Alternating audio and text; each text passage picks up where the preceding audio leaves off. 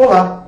Nesta videoaula apresentaremos algumas funções de temporização, controle de interrupções e configuração de portas GPIO para a criação de uma biblioteca contendo funções para inicialização e controle dos canais Input Capture disponíveis. Utilizaremos em particular o canal 1 do timer TIN3, que pode ser acessado através do pino PA6 do microcontrolador. Para gerar o sinal PWM de teste, vamos utilizar o pino PA8, que é o canal 1 do timer TIN1. Então, nesse exemplo, vamos falar sobre o PWM Input Mode. Trabalhamos em particular com o modo PWM Input, onde apenas os canais TIN canal 1 e TIN canal 2 podem ser utilizados, já que apenas TI1 FP1 e TI2 FP2 são conectados ao controlador de modo escravo. Os sinais TI1 FP1 e TI2 FP2 são resultado do sinal de entrada filtrado TIF e da detecção da borda com polaridade selecionada através do registrador TIFP. Dois sinais do tipo Input Capture são mapeados no mesmo pino de entrada do microcontrolador. Esses dois sinais são ativados através de bordas com polaridade oposta, como nós vamos ver daqui a pouco ao explicar aí a nossa biblioteca Input Capture. Apenas um dos dois sinais TIFP, sinais filtrados de entrada, podem ser selecionados para gatilho. Aqui nesta figura, nós temos o diagrama temporal que mostra como as medidas de largura de pulso e período são calculadas para um sinal PWM aplicado, nesse caso, à nossa entrada TI1. Então, se a gente observar aqui, essa é a entrada que foi selecionada para receber o sinal PWM. Aqui nós temos um sinal PWM sendo aplicado à entrada TI1, a entrada selecionada. Nós temos o contador aqui do nosso timer selecionado, timer 1, timer 2, timer 3, timer 4. Nós temos o contador dele aqui. E nós podemos observar o seguinte, esses dois registradores, o Capture Compare aqui, o registrador 1 e o registrador 2, são os registradores que serão utilizados aí para calcular o período e a largura de pulso do sinal de entrada. Então, nós podemos observar aqui que na borda de subida do sinal aplicado, do sinal PWM aplicado, foi configurado, isso tudo é configurado, como nós vamos ver daqui a pouco lá na aplicação, na biblioteca, foi configurado para que o Input Capture 1, o registrador IC1, ele inicialize aqui na borda de subida e o registrador Input Capture 2 também inicialize na borda de subida e também seja feito um reset no nosso contador lá, no nosso ARR. Zerado. Podemos observar que à medida que o período do nosso clock interno no timer ele vai contando, esse contador aqui ele vai acrescentando, ele vai sendo incrementado. 0, 1, 2. Aí, aqui nós podemos observar o seguinte, no segundo período, no segundo período de contagem aqui do nosso contador aqui, do temporizador, foi detectada uma borda de subida, uma borda de descida. Foi configurado, então, para que o nosso registrador IC2, ele registre o valor entre a borda de subida e a borda de descida. E esse valor é justamente o valor do período, do nossa largura de pulso, é a medida da nossa largura de pulso do sinal PWM, do ciclo de trabalho. Já o registrador IC1, Input Capture 1, ele mede o período total do sinal PWM, ou seja, ele foi programado aqui nesse caso, da aplicação, para medir entre a primeira borda de subida e a próxima borda de subida do sinal de entrada. Então ele vai medir o período completo do nosso sinal PWM. E isso a gente vai explicar daqui a pouco como que é parametrizado na biblioteca que nós vamos criar para esse PWM Input Mode. Vamos então aqui à pasta do exemplo 10. Nós temos aqui na pasta do exemplo 10 três arquivos. O arquivo fonte principal do projeto, desta videoaula, e os arquivos cabeçalho e fonte da biblioteca Capture Input, que vai ser a nossa biblioteca para leitura das entradas dos sinais PWM. Vamos criar então a nossa biblioteca Capin, Capture Input, botão direito, adicionar grupo, cap underline in. Adicionar aí os nossos dois arquivos, né?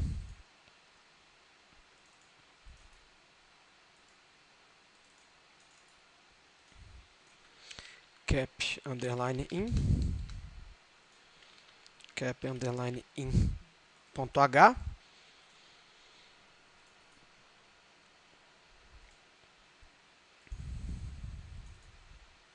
E cap underline in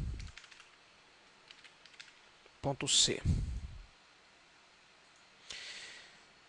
Também vamos adicionar aqui o nosso arquivo deste projeto. Vai se chamar tin cap. Muito bom. E o arquivo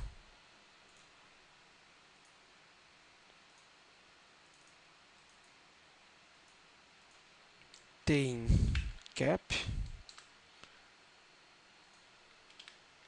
cap.c. Vamos copiar então esses três arquivos, o código-fonte deles, Ctrl A, Ctrl C, Ctrl V, Ctrl A, Ctrl C, Ctrl V, Ctrl A, Ctrl C, Ctrl V. Bom, então vamos ao arquivo cabeçalho dessa nossa nova biblioteca. A gente particularmente aqui está utilizando as mesmas funções até o momento, né, de timer, RCC, GPIO, né? Nós definimos aqui então agora o timer 3, né, como periférico utilizado para se fazer a leitura, né, de sinais PWM nesta biblioteca, né, o input capture. Vamos aqui também definir uma estrutura, como a gente está fazendo a leitura do sinal PWM, a gente vai ter que ter aqui a definição de dois parâmetros, né, duas variáveis, o valor da frequência do sinal de entrada. Como a gente trabalha com temporizadores 16 bits, a gente tem aqui uma limitação aqui de tipo de 16 bits, o int 16, tanto para ler a frequência, quanto para ler a largura do nosso sinal PWM, o ciclo de trabalho dele, que é o parâmetro aqui, né, a variável DUT, o membro DUT. Temos aqui então também os três protótipos de funções utilizados: inicialização da função capture, leitura da frequência e leitura do ciclo de trabalho. Bem simples. Bom, como nós estamos utilizando o timer 3, nós vamos selecionar aqui, nós vamos separar a entrada, o pino do microcontrolador PA6, o pino 6 da porta A, que é o nosso canal 1 do timer 3. Esse pino 6 da porta A será utilizado como pino de entrada para a leitura do sinal PWM. E neste exemplo, nessa videoaula particularmente, nós vamos gerar o sinal PWM através do pino PA8, que é o canal 1 do nosso timer 1, que a gente utilizou na videoaula anterior para gerar um sinal PWM. Nós vamos utilizar esse mesmo canal. Nós vamos criar ali um jumper, nós vamos colocar um jumper entre as portas PA8, que é a porta de saída que gera o sinal PWM, e a porta PA6, que é o nosso pino de entrada de leitura do sinal PWM. Bom, o arquivo agora fonte da nossa biblioteca, o arquivo capin.c, ele implementa então aqueles protótipos de funções, né, que foram criados aqui, declarados no capin.h, no arquivo de cabeçalho.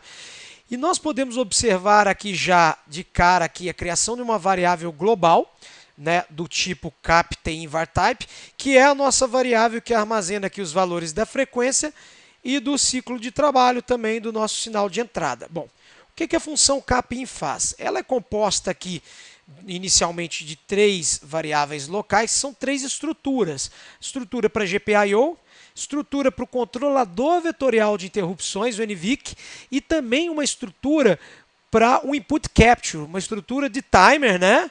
Mas do tipo timer input capture, que aqui já é um pouco diferente do que a gente fez no caso da geração de sinal PWM, que a gente trabalhava com o output capture. Então, se a gente observar aqui rapidamente, as configurações que a gente faz são para quem? Para a variável, para toda essa estrutura do tipo TInput capture.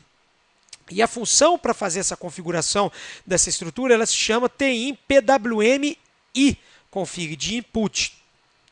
No PWM out, na geração de sinal PWM, a gente utilizou uma outra estrutura. A gente utilizou a estrutura TIM OC init type def, output capture. E nós utilizamos também as funções TIM OC1 para utilizar o canal 1, OC2 para o canal 2, OC3 para o canal 3, OC4 para o canal 4. Então essa é a diferença agora. A gente está utilizando uma função de configuração de input, de entrada PWM. Bom, então de cara aqui, para deixar bem simples, né, na inicialização nós zeramos o valor das variáveis globais, da frequência e do ciclo aí de trabalho, do período do sinal PWM. Inicializamos aqui o GPIO A6, né? Nós estamos configurando aqui o clock para a porta GPIO A, para o pino 6. Estamos configurando esse cara como uma entrada floating, ou seja, sem resistor de pull-up e sem resistor de pull-down, né? Estamos configurando esse cara para uma velocidade máxima de 2 MHz, vai ser suficiente para o que nós vamos estar trabalhando. Então, inicializamos a porta A e o pino 6 e configuramos ele como uma entrada e frequência máxima de 2 MHz. Habilitamos o clock para o periférico, para o barramento APB1, né? No caso aqui para o timer 3, né? Para o clock do timer 3, que está passando por esse parâmetro aqui, o RCC APB1 periférico timer 3. Ok. E também vamos configurar aqui a pré-escala do nosso temporizador. Nós vamos trabalhar com precisão de 10 microsegundos, ou seja, períodos que fazem contagem de 10 em 10 microsegundos. Para isso, nós temos que dividir o quê? A nossa frequência de 72 MHz por 720, gerando aí uma frequência, né, de 100 kHz ou um período de 10 microsegundos. Excelente. Bom, isso a gente configura o nosso prescaler, né, para o funcionamento, né, e não a função immediate, que ele será carregado imediatamente. Configuramos aqui o modo de entrada input capture, nós selecionamos aqui o canal, a polaridade, então a gente vai, nós vamos partir o nosso contador ali, os nossos contadores, tanto para o período, né, do sinal PWM, quanto para a largura de pulso dele, nós vamos partir ele a partir da borda de subida do sinal aplicado à nossa porta de entrada. Aqui nós selecionamos o tipo de modo de funcionamento, Direct TI, também aqui o número de divisões.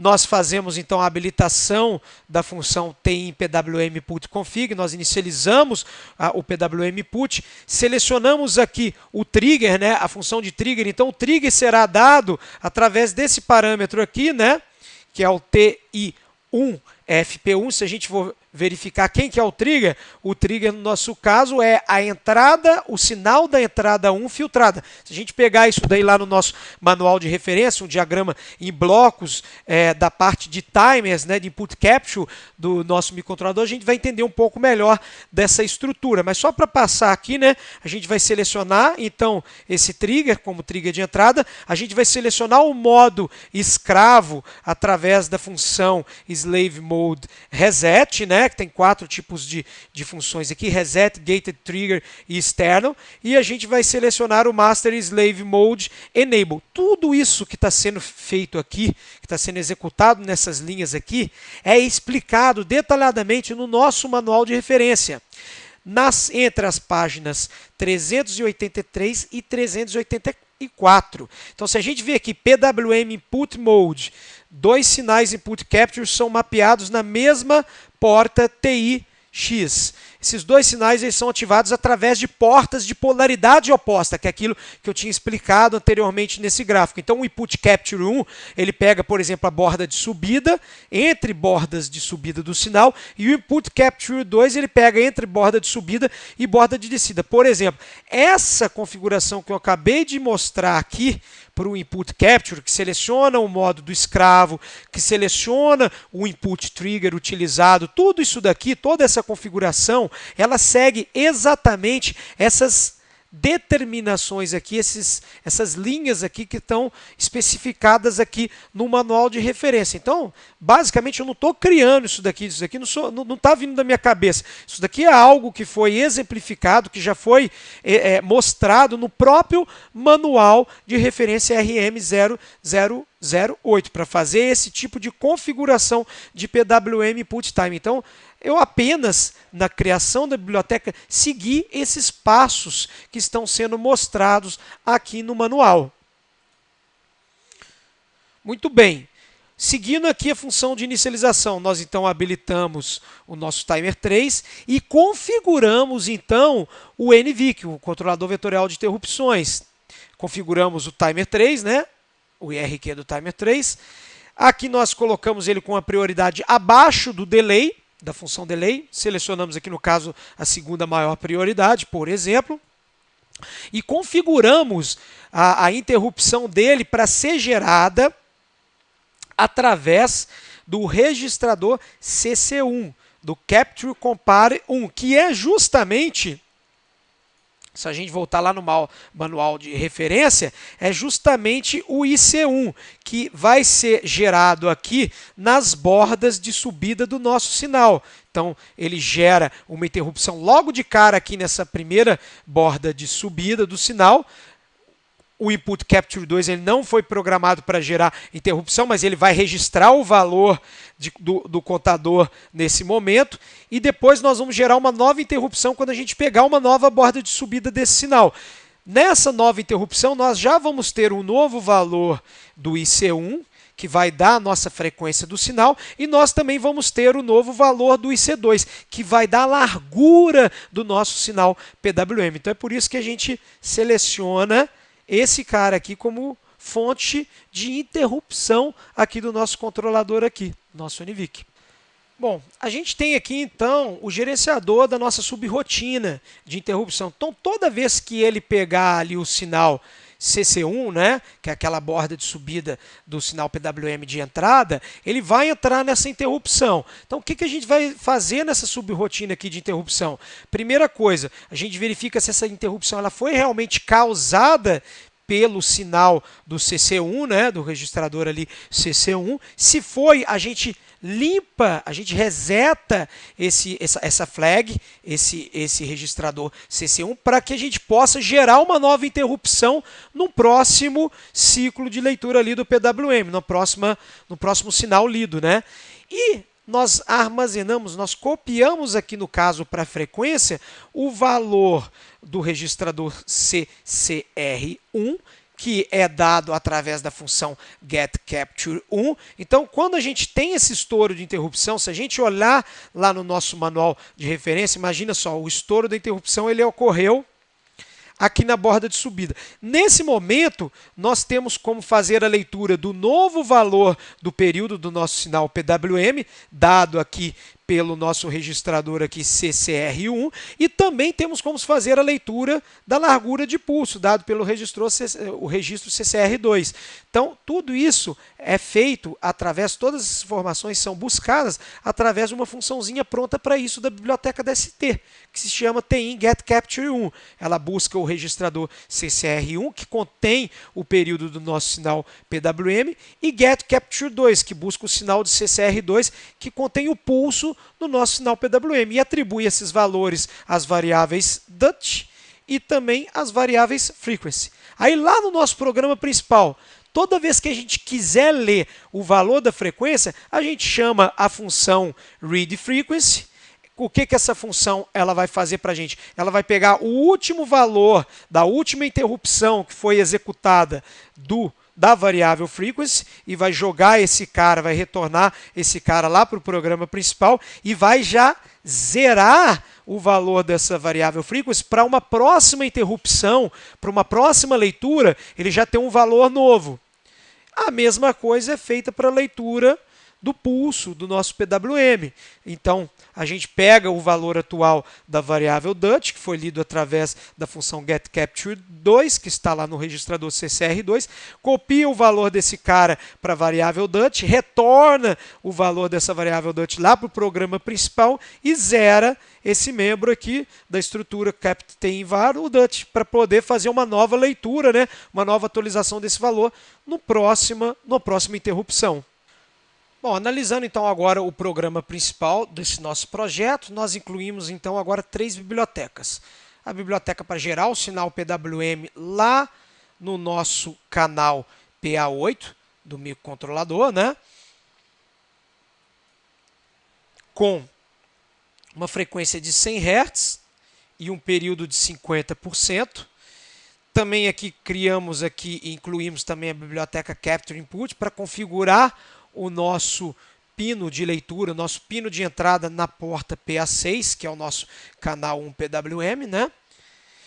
Na função aqui principal, nós então criamos duas variáveis de 16 bits, né, sem sinal, frequency e pulso, né, o nosso ciclo de trabalho, o DUT. Também aqui inicializamos os clocks, inicializamos a função de delay, inicializamos a função PWM com uma frequência de 100 Hz, inicializamos o canal 1, né, que é lá a nossa porta PA8.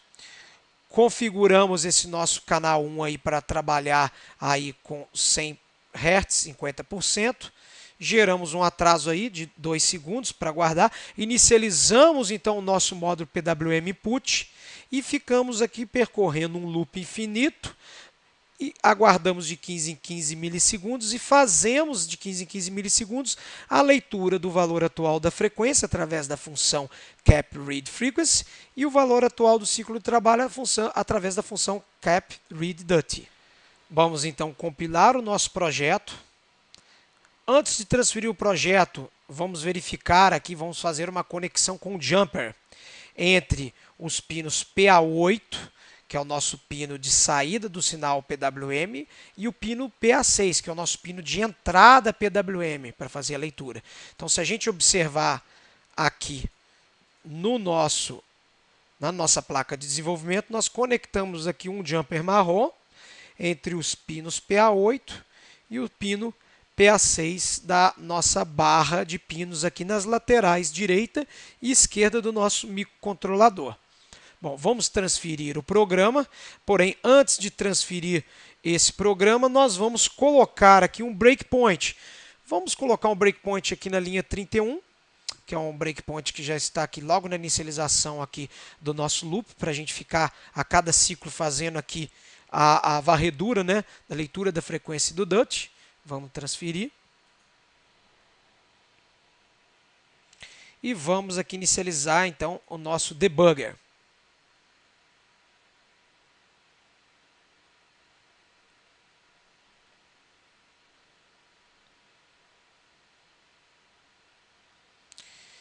Vamos então até o breakpoint, rodar até o breakpoint.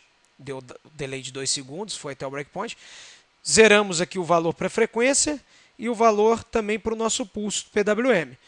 Vamos varrer a primeira vez essas duas funções para fazer a leitura desses nossos sinais PWM por uma primeira vez. Nós já podemos observar de cara aqui a leitura da frequência 999 e do ciclo de trabalho 499. Como a gente começa em 0, 999 significa 1000 pulsos, né? Significa 1000 períodos. Foram feita uma contagem de 1000 unidades. Vamos lembrar que a gente está trabalhando com uma frequência, tanto para o PWM de saída quanto para o PWM de entrada, no total de 100 kHz. Né? Total de 100 kHz. Se a gente conta 1000 unidades, 1000 períodos em 100 kHz, significa que a gente está trabalhando então com uma frequência de 100 Hz. Se a gente pegar 100.000 e dividir por este valor, né, 1000, que é de 0 a 999, nós temos aqui o valor total da nossa frequência, que nesse caso é a frequência de 100 Hz. Como nós estamos trabalhando com 50% do pulso, né, com o nosso ciclo de trabalho em 50%, nós podemos observar que o valor do DUT ele foi exatamente a metade do valor da frequência, que é um valor de 500 aqui, que é metade de 1000. Então a gente pode observar aqui o funcionamento da nossa aplicação aqui do nosso sinal de leitura de PWM, da nossa biblioteca de leitura de PWM. Então, toda vez que a gente vier aqui em Run to Line, para correr até o breakpoint, ele vai atualizar esse valor. Bom, como a gente está gerando sempre um sinal de 100 Hz e com ciclo de trabalho aqui de 50%, a gente vai sempre obter esses mesmos valores. A gente pode aplicar também essa entrada um gerador de sinais, variar esse gerador de sinais e observar a leitura do sinal do PWM aqui. E esse foi o objetivo desta videoaula. Muito obrigado a todos.